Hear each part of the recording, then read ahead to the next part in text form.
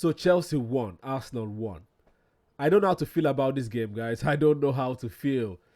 It's a fair result, but in the grand scheme of things, within the context of the game, it feels like 2 points dropped because Chelsea were down to 10 men. If it was 11v11, I'm sure that Chelsea fans would like to think that they would have won the game.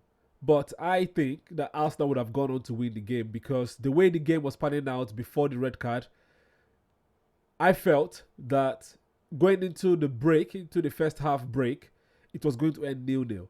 And when we come out in the second half, like the bench will make the difference because looking at Chelsea's bench, who did they have? Cole Palmer. He has not played for a long time, so the chances of him coming on very very slim. Who else? Gittins and Delap.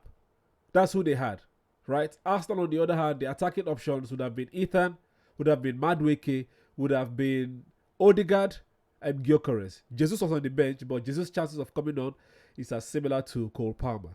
So looking at the bench and from that perspective, I thought Arsenal were going to go on to win the game. Now, first of all, fair play to Chelsea for their tactics because they basically copied Sunderland. You know, they lost to Sunderland, so they have inferior complex to Sunderland.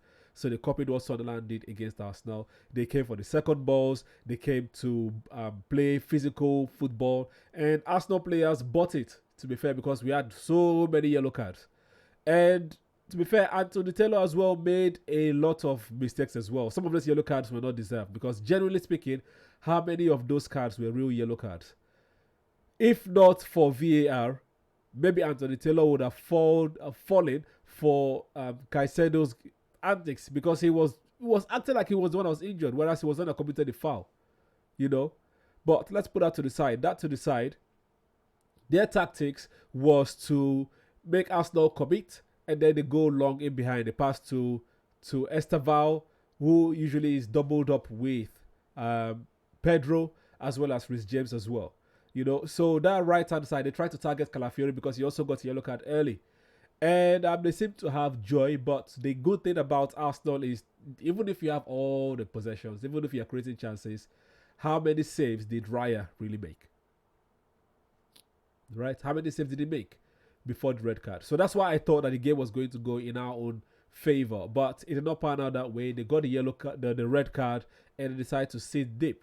Right, Chelsea is a big team. Chelsea is not Wolves. Chelsea is not what you might call it now. Chelsea is not, who else can we say? This is not West Ham, basically, right? So when they sit behind the ball, they have quality players there. They brought on Garnacho. What did he actually contribute to the game? We brought in all our artillery in the end, but it was difficult to break them down.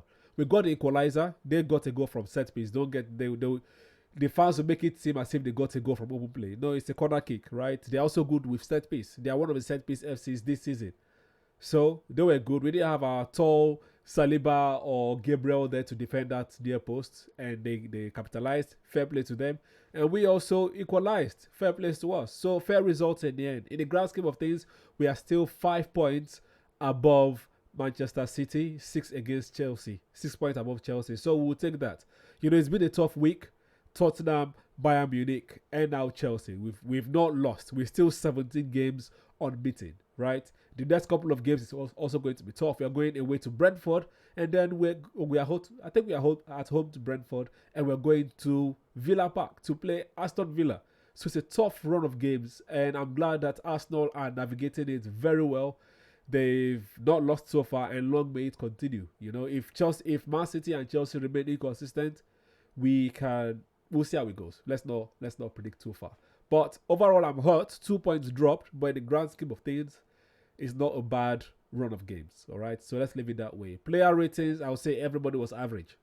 That's what I'm going to say. Everybody was average today, but fair play to Saka and fair play to Merino for getting the equalizer. Eze was non-existent. It was -1 today. I don't know what happened to him. But anyways, that's what it is, right? So, you know, we take the point to move on to the next game against Brentford. You guys let me know what you think in the comment section below. Please press the like button while you're scrolling down. Subscribe if you're new to the channel or yet to do so. And check us out tomorrow with me and Johnny Boy, you know, also reacting to the game and previewing Brentford as well. Right? Until then, take care, people. Come on, you Gunners. Peace. Psst, psst. Oi. subscribe. Press subscribe. Thank you.